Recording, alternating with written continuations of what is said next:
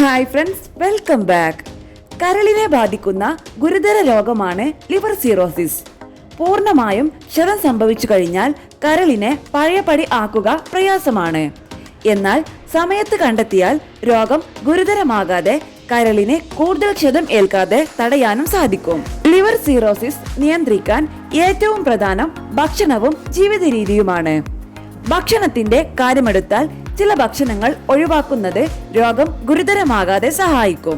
ഈ വീഡിയോ നിങ്ങൾക്ക് യൂസ്ഫുൾ ആയെങ്കിൽ ലൈക്ക് ആൻഡ് ഷെയർ ചെയ്യണേ. സംശയങ്ങൾ കമന്റ് ബോക്സിൽ രേഖപ്പെടുത്താം. ആരോഗ്യപരമായ പുതിയ അറിവുകൾ വേഗത്തിൽ അറിയാൻ സബ്സ്ക്രൈബ് കൂടി ചെയ്തോളൂ. തീർച്ചയായും ഉപകാരപ്പെടും. സോഡിയം സിറോസിസ് രോഗികൾക്ക് ഹാനികരമാണ്. അതുകൊണ്ട് തന്നെ ഉപ്പ് കൂടിയ ഭക്ഷണങ്ങൾ നിയന്ത്രിക്കുക എന്നത് ഏറെ പ്രധാനമാണ്. വീട്ടിൽ ഭക്ഷണം പാകം ചെയ്യുമ്പോഴും ഉപ്പിന്റെ അളവ് കൂടാതെ ശ്രദ്ധിക്കണം.